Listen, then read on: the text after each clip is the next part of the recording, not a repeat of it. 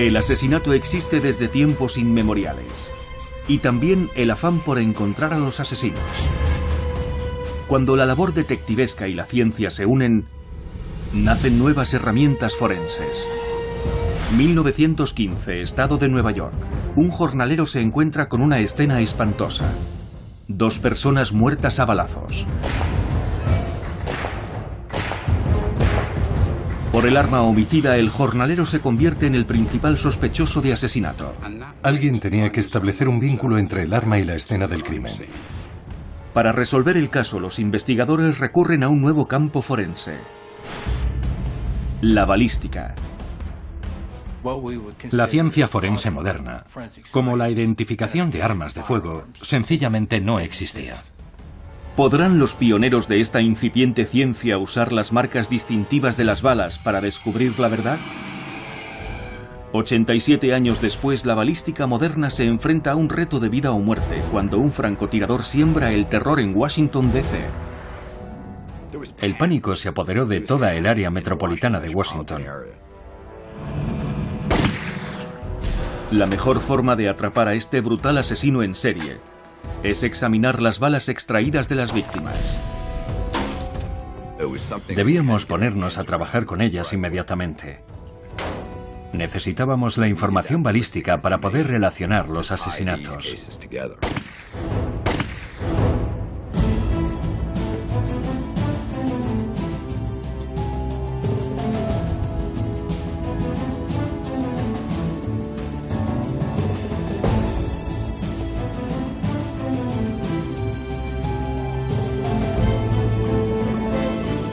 Técnicas forenses pioneras. Balística forense.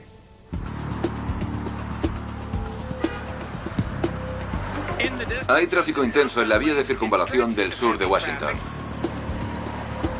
3 de octubre de 2002.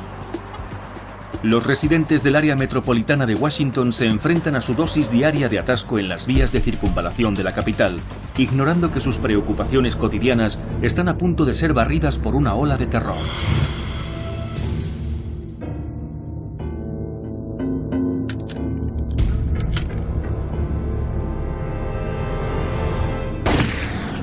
A las 7:41 de la mañana, James Buchanan, un paisajista de 39 años, está cortando el césped frente a un concesionario de coches cuando de pronto se desploma. Pero la auténtica sorpresa es que ha recibido un disparo. Una ambulancia traslada de urgencia a Buchanan al hospital del condado de Montgomery, en Maryland. Pero fallece a consecuencia de un único impacto de bala. Para el detective Drew Tracy, el asesinato de James Buchanan tiene un significado especial. El padre de Buchanan era agente de policía del condado de Montgomery. Fue un duro golpe, para mí y para los agentes veteranos y los oficiales del departamento que conocían a su padre. Pero la pregunta es, ¿quién lo ha matado? No hay testigos del ataque. Nadie vio a Buchanan discutir con nadie. Y tampoco hay indicios de un intento de robo. 31 minutos después, a tan solo 6 kilómetros del lugar en el que dispararon a Buchanan, el taxista Prem Kumar Walekar es abatido en una gasolinera. El coche estaba en la gasolinera junto a los surtidores. El señor Walekar estaba llenando el depósito de su vehículo cuando recibió un único balazo. En ese momento lo que más nos interesaba era localizar al autor de los disparos. El taxista muere instantáneamente. Al igual que James Buchanan, es abatido de un solo disparo efectuado por un potente rifle. Tampoco esta vez hay sospechosos, ni móvil aparente, ni ningún testigo. A esas horas de la mañana, en plena hora punta, tendría que haber habido alguien. Algún testigo ocular en el lugar de los crímenes, si es que el francotirador disparó al descubierto. Y este es solo el comienzo de un auténtico reino del terror. En las siguientes 12 horas el asesino actúa 3 veces más. A las 8:37 de la mañana, Sara Ramos, de 34 años, se baja de un autobús y se sienta a leer un libro en un banco cuando la asesinan de un disparo. A las 9:58 de la mañana, Lorian Lewis Riviera, de 25 años, muere en una gasolinera de Kensington, Maryland. Casi 13 horas después, a las 9:15 de la noche, Pascal Charlot, un carpintero jubilado, es abatido de un único disparo en Washington. 5 asesinatos en un solo día. Solo hay una conclusión posible, y es aterradora. Un francotirador está asesinando a sus víctimas al azar. Nos enfrentábamos a algo que jamás se había visto en la zona. Lo cierto es que casi ningún cuerpo de policía había vivido una situación parecida en este país. Pero el asesino solo acaba de empezar. Durante un periodo de 3 semanas, mueren otras 5 personas. Y 3 más resultan heridas. El caos y el terror se apoderaron de la gente. Las familias no llevaban a sus hijos a sus actividades extraescolares, no iban a comprar, no salían de sus casas. La gente temía por sus vidas porque los asesinatos no cesaban. Hubo que hacer un llamamiento a la calma. Los políticos tienen la responsabilidad de salir y tranquilizar a la gente en todo momento, pero cuesta hacerlo cuando han sucedido varias muertes. Los investigadores determinan que ninguna de las víctimas se conocía entre sí. Lo único que les vincula es la muerte. Y todas fallecieron por un único y certero disparo. Un tiro, un muerto. Es una especie de consigna militar que suelen usar los francotiradores en la guerra, algunos de los mejores. Nos preocupaba que estuviéramos lidiando con alguien que tuviera adiestramiento militar, entrenamiento avanzado como cazador o algún tipo de experiencia como francotirador. Su objetivo parecía ser el de un tiro o un muerto, pero los que usan dicha consigna la mayoría de las veces apuntan a la cabeza porque normalmente se trata de un disparo letal. Y lo curioso de estos casos es que los disparos iban dirigidos al tronco.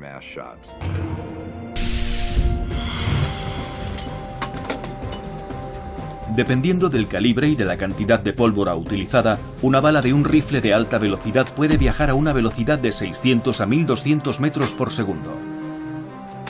A esa velocidad, un rifle puede alcanzar su objetivo desde una larga distancia e infligir daños sustanciales.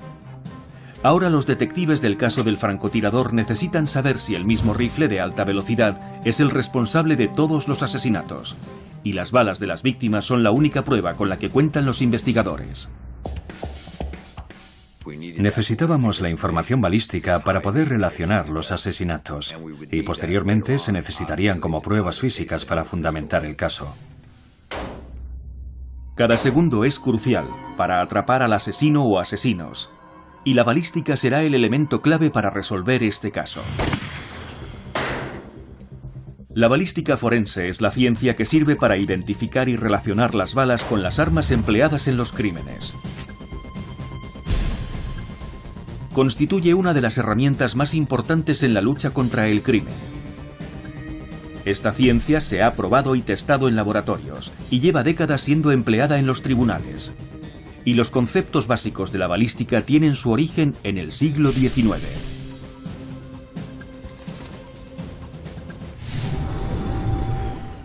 A principios de la década de 1800, los investigadores intentaban seguir la pista a las armas utilizadas en los crímenes a partir de las balas extraídas de los cuerpos.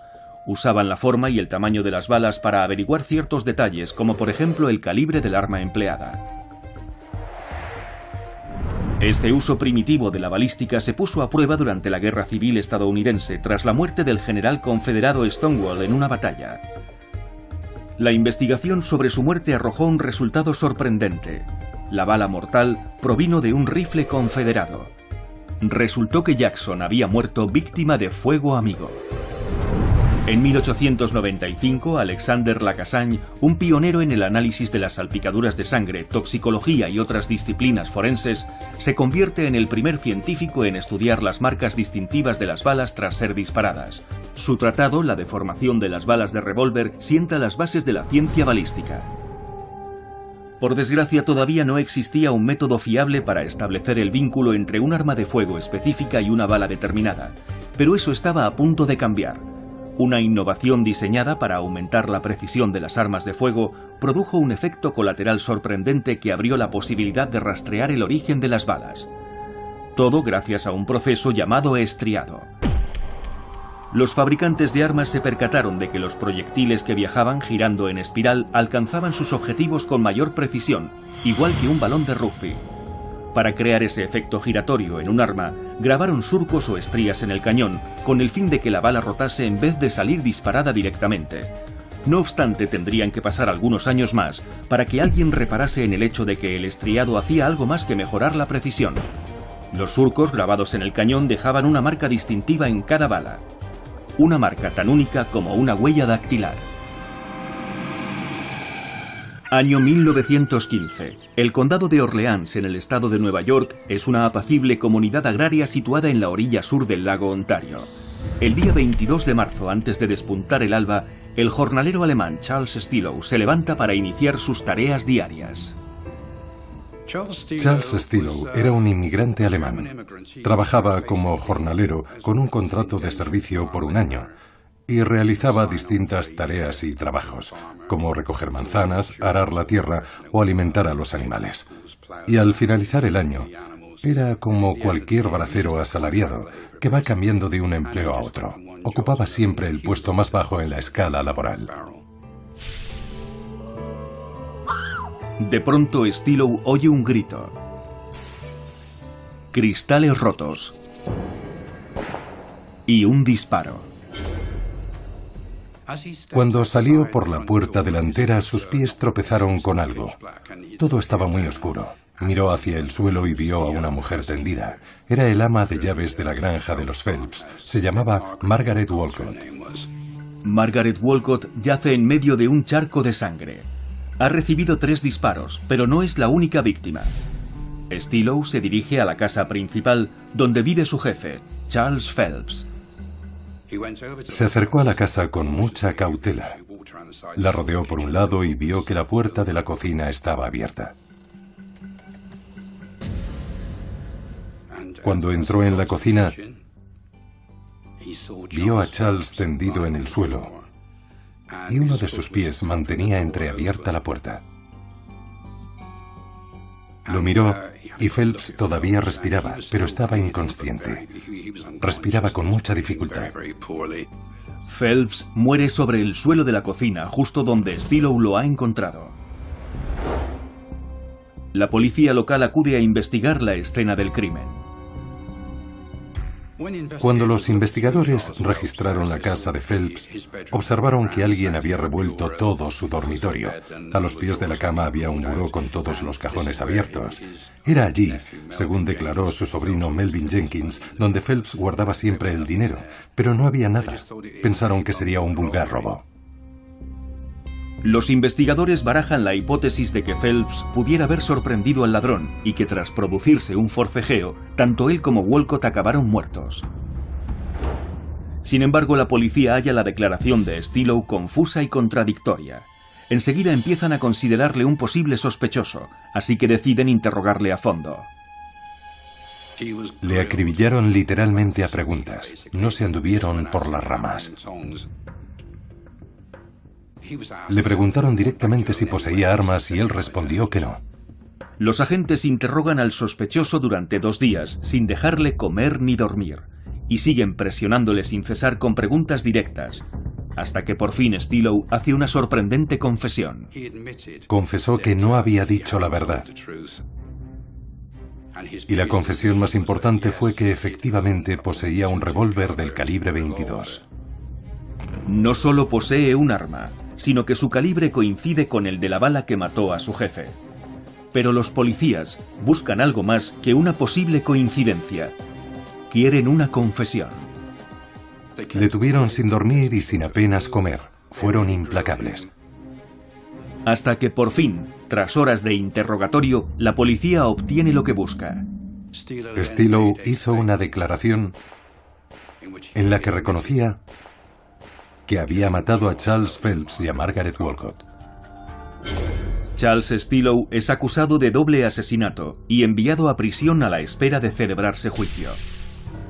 La familia de Stilow intenta protegerlo ocultando la presunta arma del crimen.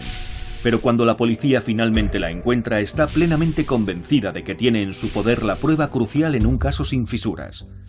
Sin embargo, justo una semana antes del juicio, Stilow niega haber hecho la confesión y también ser el asesino. Para montar un caso sólido contra Stilow, el fiscal tenía que centrarse en el arma del crimen, y eso implicaba encontrar a alguien capaz de establecer el vínculo entre el arma y la escena del crimen.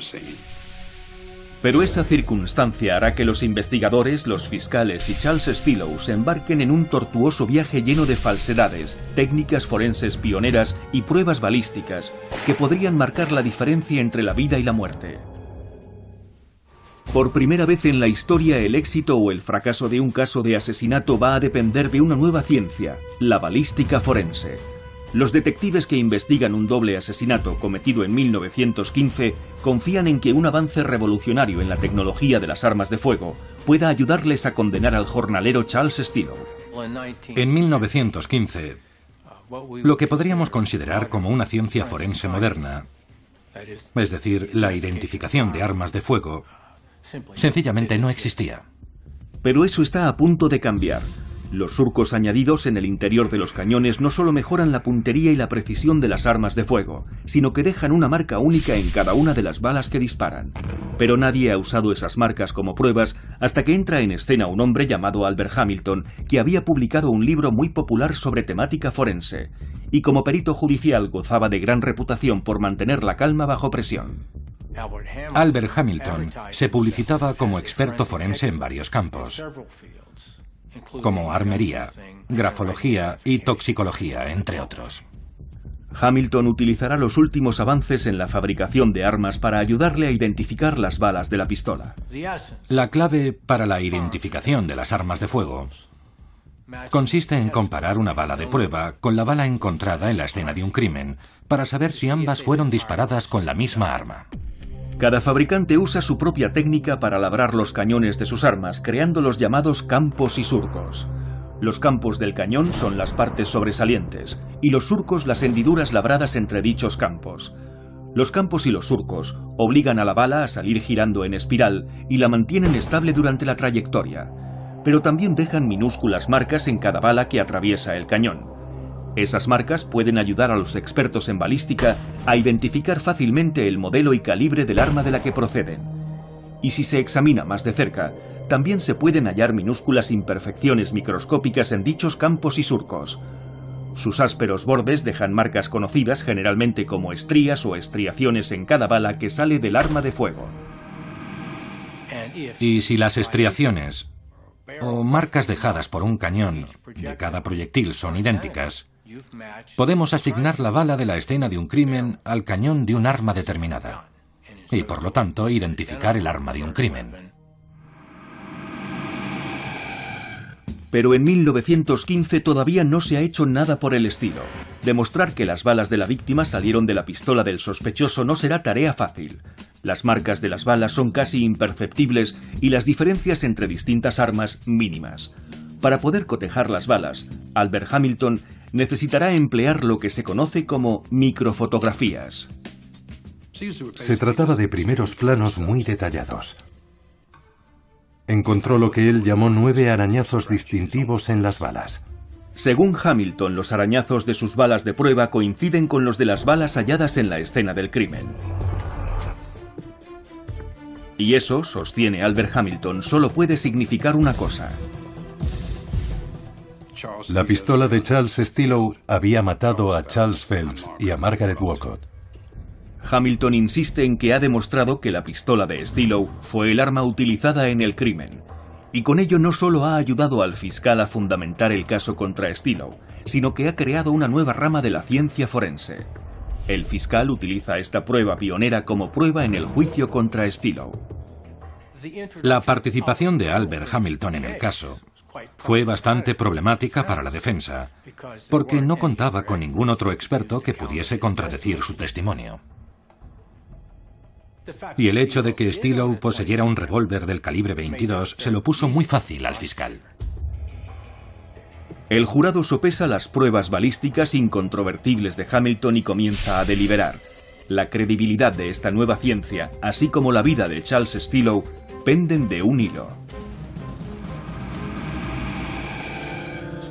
En los 87 años transcurridos entre el caso de Stillow y la investigación del francotirador de Washington, la balística forense se ha hecho más precisa y rigurosa.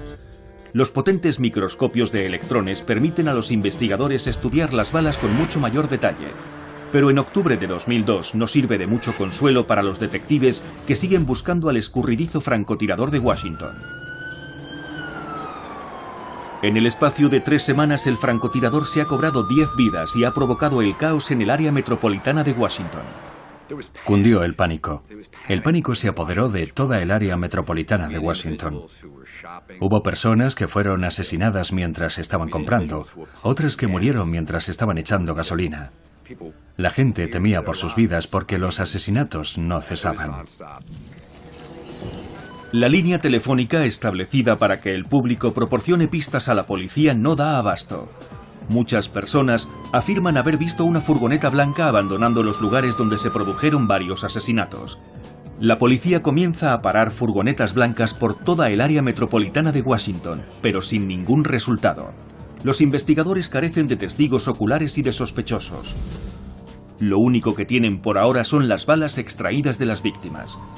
Y lo primero que las balas tendrán que responder es una pregunta clave. ¿Están los investigadores detrás de un solo asesino o de un grupo de asesinos que trabajan juntos? En el laboratorio de la Agencia de Alcohol, Tabaco y Armas de Fuego en Rockville, Maryland, Walter Dandridge, investigador jefe de armas de fuego, se propone responder a esa pregunta, empleando las balas extraídas de las víctimas durante las autopsias. Habría entre 4 y 5 balas, pero también un número de fragmentos desprendidos de ellas. Cuando Albert Hamilton realizaba sus comparaciones para el caso Stillow, contó con una ventaja. Las balas de los cuerpos de las víctimas estaban más o menos intactas y eran más fáciles de extraer y estudiar. Pero las balas de los potentes rifles actuales están especialmente diseñadas para disgregarse en el cuerpo. Tras el impacto, las balas se fragmentan y cada uno de dichos fragmentos se adentra por separado en la víctima con objeto de causar más daños, lo cual dificulta el trabajo de la balística forense. Un equipo de patólogos dirigidos por Richard Fowler fue el encargado de encontrar todas las pruebas balísticas durante las autopsias. Con estos rifles de alta velocidad, las balas quedan muy fragmentadas. Los llamamos tormenta de nieve porque ese es el aspecto que presentan. Es como un conjunto de copos de nieve que quedan esparcidos por todas partes. Parece nieve. Localizar y extraer todos los fragmentos se convierte en una tarea bastante compleja. Se trata de pequeños fragmentos que se dispersan y crean su propia trayectoria, creando cada uno de ellos su propia herida individual. Esto hace que aumente el daño causado al individuo que recibe el disparo y la probabilidad de una muerte rápida o instantánea. Cuantos más fragmentos encuentren los patólogos, más fácil les será a los expertos en balística identificar el tipo de balas y de armas que usa el francotirador de Washington. Una vez que los patólogos extraen todos los fragmentos de las balas, Dandridge puede comenzar a trabajar. Lo que intentábamos averiguar, a partir de aquellas pruebas, era el calibre y el tipo de arma de fuego que había disparado los proyectiles. Dandridge dispone de una herramienta de la que Hamilton careció, el llamado microscopio de comparación.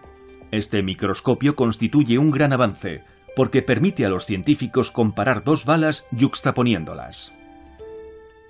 Un microscopio de comparación es en realidad dos microscopios unidos por un mismo par de oculares. Te permite ver dos objetos al mismo tiempo, uno a cada lado.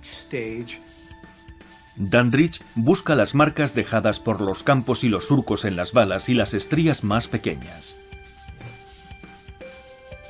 Y compara las balas disparadas en cada asesinato. Observé que las marcas microscópicas de una bala y otra, las estrías, se alineaban. Estaba plenamente convencido de que habían sido disparadas por la misma arma. Ahora la policía sabe que una sola arma y probablemente un solo francotirador están implicados en todos los disparos. El estudio balístico fue crucial. porque obviamente nos indicaba que en todos aquellos disparos solo había intervenido un arma, lo cual me llevó a pensar que el autor de los disparos era un solo francotirador, o posiblemente más de uno utilizando la misma arma. No nos enfrentábamos a varias armas utilizadas posiblemente por dos individuos, aunque efectuaran un solo disparo. De modo que enseguida supimos que solo había un arma implicada. Y por ende supimos, aunque en nuestro foro interno todos presentíamos ya que iba a ser así, que los casos estaban relacionados y que se había empleado la misma arma. Eso lo confirmaba. La policía posee otra información clave. Han identificado también el arma del francotirador, un rifle Bushmaster. Ahora solo tienen que arrebatárselo al asesino de una vez por todas. El 9 de octubre el francotirador dispara a 2 personas más. Una mujer en Spotsylvania, Virginia, queda muy malherida en el aparcamiento de un centro comercial. Y en Bowie, Maryland, un chico recibe un disparo cerca de su escuela. Ambos sobreviven, pero tras cada atentado la búsqueda del francotirador se hace más perentoria. Entonces, 17 días después de la primera víctima, se produce otro atentado mortal. Un hombre de 37 años queda en estado crítico tras recibir un balazo cuando salía de un restaurante de la cadena Ponderosa en Ashland, Virginia. Pero en esta escena del crimen hay una diferencia. Esta vez el francotirador deja tras de sí algo más que una víctima y proporciona a los investigadores una de sus mejores pistas hasta el momento. En Washington, los investigadores buscan a un francotirador que se ha cobrado las vidas de 10 personas. Pero la policía que investiga el último asesinato en Ashland, Virginia, encuentra unas pruebas en los bosques cercanos a la escena del crimen que podrían esclarecer el caso. Se trata del casquillo de un rifle Bushmaster, el mismo utilizado supuestamente por el francotirador, así como una nota que parece escrita de puño y letra por el propio asesino. Los investigadores estudian la nota desde todos los ángulos. El asesino exige que la policía ingrese $10 millones en la cuenta de una tarjeta de crédito y hace una advertencia: vuestros hijos ya no están seguros en ningún sitio y en ningún momento. El asesino también hace una referencia críptica a conversaciones que mantuvo con un sacerdote acerca de un robo y un tiroteo ocurridos en una tienda de licores en Montgomery, Alabama. El detective Drew Tracy queda muy intrigado por la misteriosa referencia al tiroteo de la tienda de licores y entra en contacto con la policía de Montgomery. Les pregunté si podían contarme algo sobre aquel tiroteo y me dijeron sí, hubo un robo. Un individuo murió y otro quedó malherido.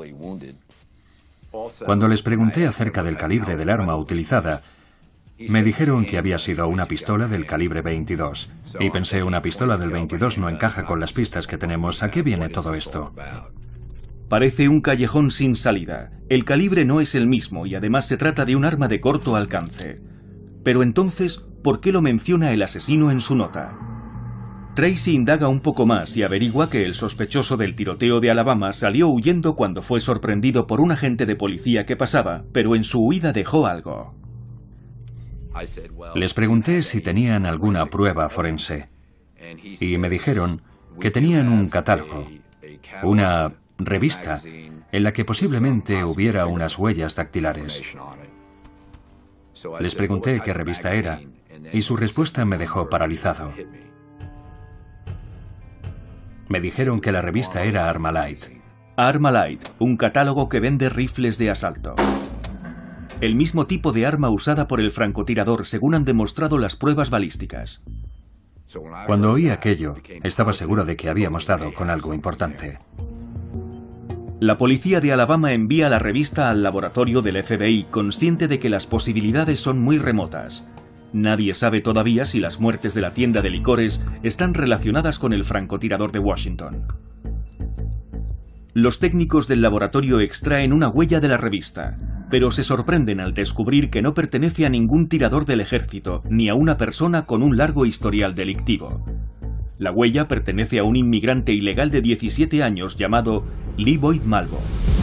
Sus huellas dactilares quedaron registradas en 2001 cuando la policía acudió a un incidente de violencia doméstica.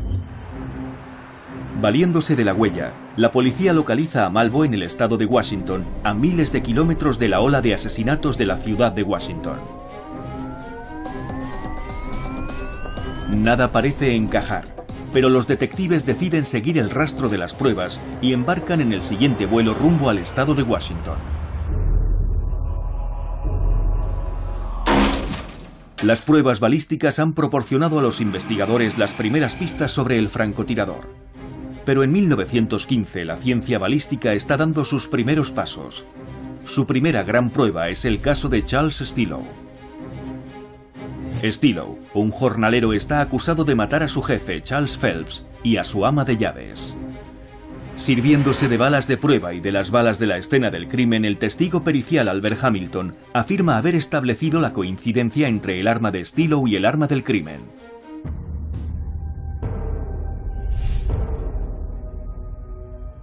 El jurado escuchó cómo Hamilton relacionaba de forma incuestionable la pistola de Stillow con la de los asesinatos. Tras 6 horas de deliberación, el jurado regresa a la sala. Hallaron a Charles Stillow culpable de los asesinatos de Phelps y Walcott. Fue sentenciado a la silla eléctrica en la prisión de Sing Sing. Podía haber sido el fin de Stillow, pero no lo es. El condenado a muerte insiste en su inocencia. Además, es la primera vez que se han utilizado unas balas para condenar a un hombre en un crimen. ¿Y si las pruebas no fueran tan sólidas como el jurado había pensado? Los abogados de Stillow solicitan un nuevo juicio y un nuevo examen balístico. El tiempo pasaba y Stillow ya tenía fecha para su ejecución en la silla eléctrica. El mismo día programado para su muerte, el gobernador del estado pospone la ejecución y ordena que se revise el método empleado por Hamilton. Cuando llegó al corredor de la muerte la noticia urgente de que se le había concedido un aplazamiento de última hora a Stillow, sus palabras fueron: «Gracias al cielo, espero que puedan hacer algo por mí». Aunque Hamilton se había presentado a sí mismo como un experto en la fabricación de armas, entre otras disciplinas forenses, el gobernador nombra a un investigador especial, Charles Wade, quien recluta a 2 detectives de la ciudad de Nueva York, Willingham Jones y Harold Batts. Ambos poseían una dilatada experiencia en la identificación de armas de fuego, y Wade les pidió que realizaran unas pruebas con la pistola de Stillow. Deciden repetir la prueba que Hamilton aseguró haber realizado cuando testificó en el juicio. Quieren comprobar si ellos también encuentran los mismos 9 arañazos que Hamilton dijo haber hallado en las balas de la pistola de Stillow. Los detectives llevan a cabo su propia prueba para comparar las balas de la pistola de Stillow con las balas extraídas de las víctimas de los asesinatos. Todavía no ha llegado la era de los tanques de agua y de los modernos laboratorios de balística, así que los detectives disparan con la pistola de Stillow a una bala de algodón y después recogen el proyectil. Examinaron la bala de prueba y pensaron: esto no se parece en nada a la bala del asesinato. Jones y Batts no saben a qué achacar esta contradicción. Se preguntan si la limpieza de la pistola producirá un efecto distinto, y es entonces cuando se llevan una sorpresa mayúscula. El cañón está tan lleno de suciedad que se dan cuenta de que hace años que nadie ha limpiado la pistola. Es decir, que no se había disparado. Así que llegaron a la conclusión de que Hamilton no había hecho ninguna prueba con aquella pistola. De repente la sombra de la duda planea sobre todo el caso. ¿Falseó Albert Hamilton los resultados de sus pruebas para condenar a un hombre inocente?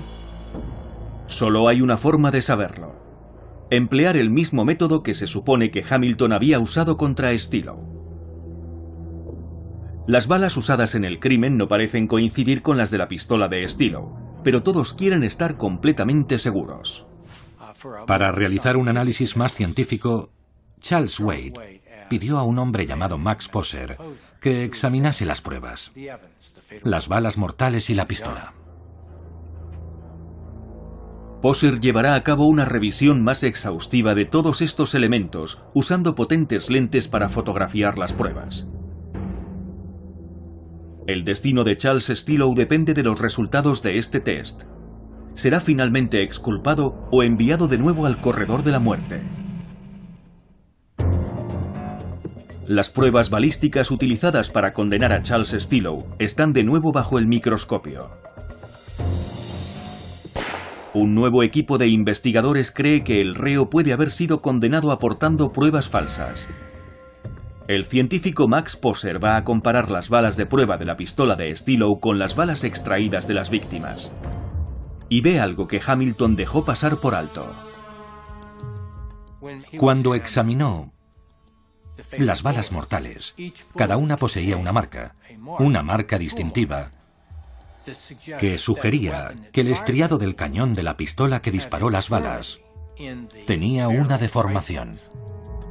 Pero al examinar la pistola de Stillow, no encuentra esa deformación.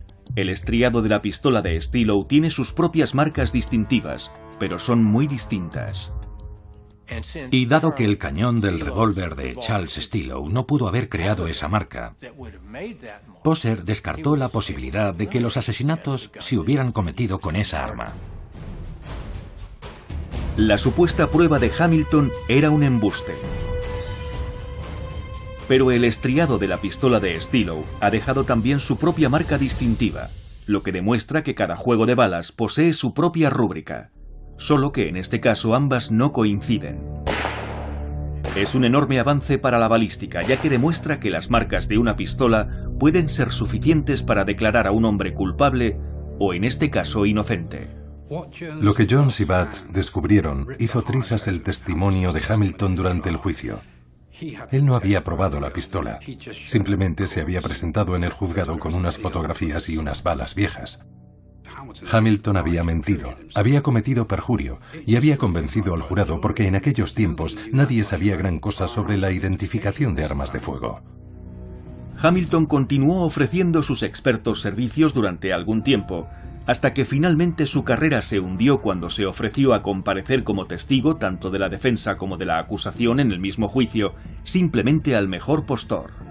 Sin embargo, el hecho de que Hamilton fuese capaz de trabajar tanto tiempo indica lo rudimentario que todavía era en aquellos tiempos el trabajo policial. En 1915, la criminología no era un arte, ni una ciencia. Era algo muy burdo. De modo que si se había cometido un asesinato con una bala del calibre 22 y tu sospechoso tenía un revólver del calibre 22, el caso podía considerarse prácticamente resuelto. El caso de Stillow es un buen ejemplo de cómo se llegaba a conclusiones incorrectas basándose en pruebas insuficientes. Llegaron a la conclusión de que él era el asesino, simplemente porque poseía un arma del mismo calibre que las balas encontradas en las víctimas. La nueva prueba balística que demostró que la pistola de Stillow no era el arma del crimen bastó para que Charles Stillow fuese puesto en libertad.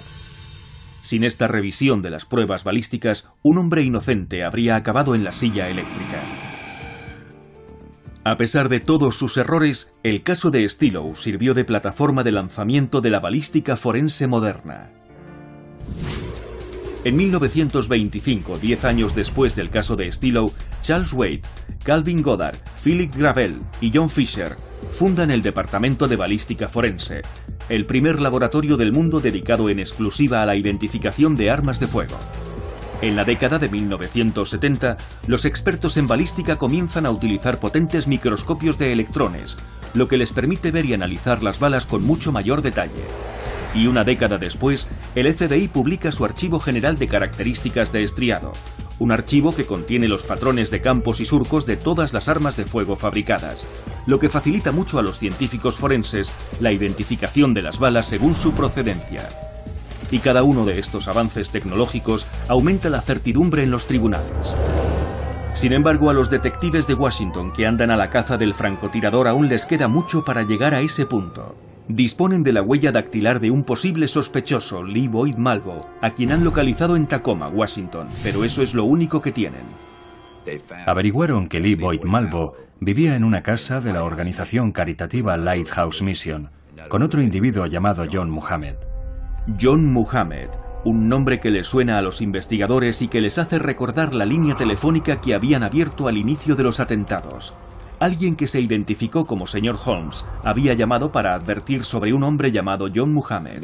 Un tal señor Holmes, desde la costa oeste en el estado de Washington, llamó y dijo que en el ejército había tenido un compañero llamado John Muhammad y que tenía la impresión de que podía estar involucrado porque tenía un rifle de asalto. Y no un rifle cualquiera, sino un rifle de asalto Bushmaster, una de las armas que según las pruebas balísticas podría haber usado el francotirador. Teníamos una huella dactilar y algo de información sobre John Muhammad y acudimos a nuestra base de datos para obtener fotografías y todos los datos disponibles sobre John Muhammad. Al indagar más a fondo descubren que John Muhammad es perfectamente capaz de usar un rifle de asalto. Descubrimos que poseía formación militar y comenzamos a atar cabos. Durante semanas la policía ha estado buscando desesperadamente una furgoneta blanca, pero finalmente resulta una pista falsa, ya que Muhammad conduce un Chevrolet Caprice. Ahora teníamos un vehículo y dos individuos. Solo nos quedaba presentar los cargos. Se ha expedido una orden de detención contra John Allen Muhammad, considerado armado y peligroso, y que podría ir acompañado de un menor de edad. La policía tiene que dar con John Muhammad y Lee Boyd Malvo antes de que vuelvan a matar. La policía publica la marca y el modelo del coche que conduce Muhammad. A las pocas horas reciben una pista que los lleva a una zona de descanso de una autopista de Maryland.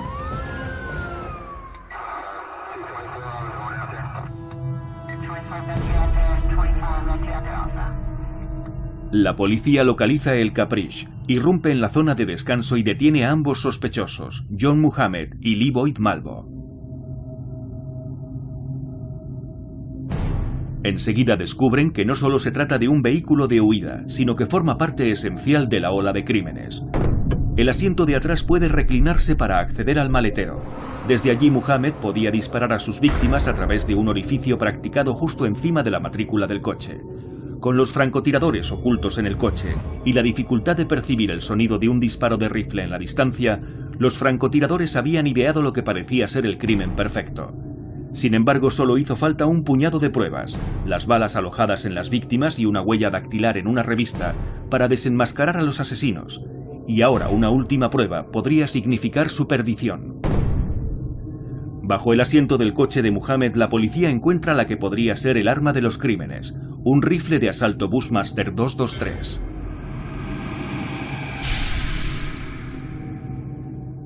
Detenidos aquellos dos individuos, el laboratorio tenía todavía que realizar el análisis balístico del arma para relacionar el rifle con las 11 balas disparadas. Con Malvo y Muhammad entre rejas, los expertos en balística entran en acción. Los investigadores me trajeron el Bushmaster y decidimos que teníamos que probarlo para obtener muestras y compararlas con las pruebas que habíamos estado recibiendo las 3 semanas anteriores. Si pueden demostrar que las balas del Bushmaster coinciden con las encontradas en las víctimas, el caso contra Muhammad y Malvo estará cerrado. Probamos el rifle en el tanque de agua y recuperamos las balas.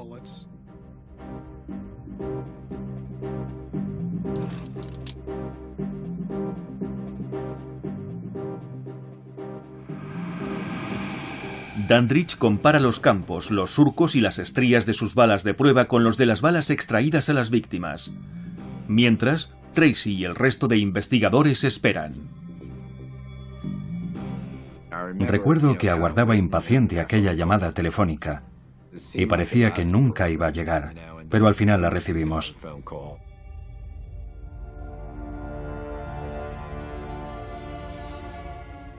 Nos dijeron que habían encontrado un vínculo entre el rifle y los 11 casos.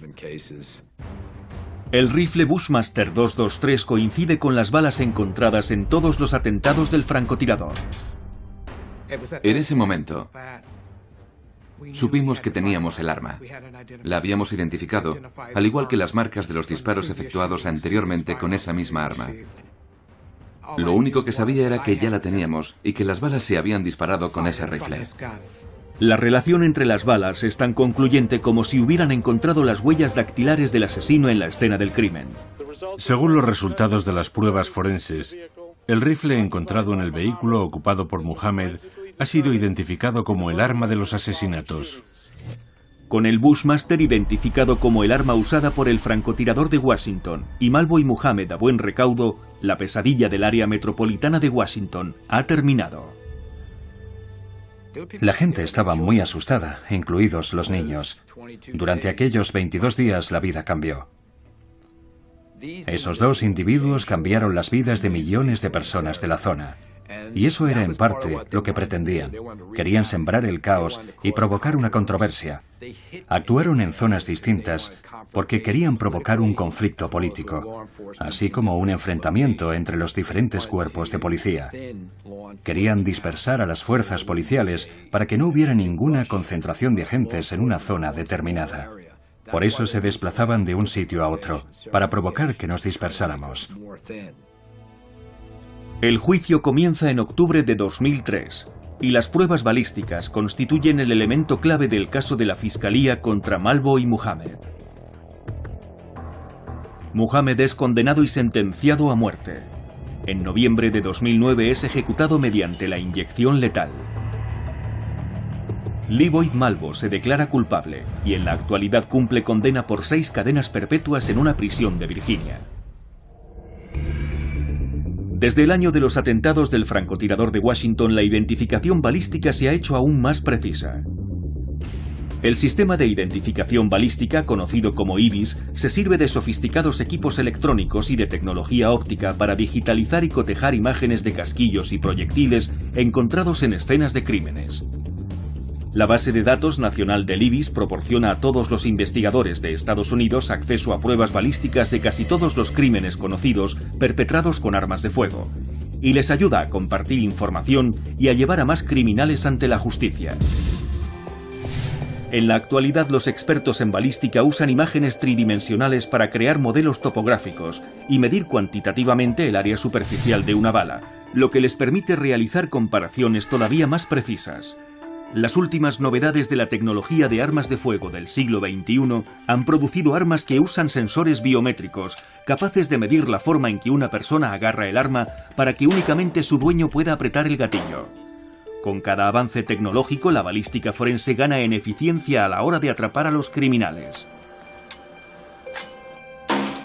Y gracias a los investigadores pioneros de principios del siglo XX y a las continuas innovaciones de la balística, no cabe la menor duda de que los hallazgos hechos en el laboratorio se traducirán en una mayor justicia en los tribunales.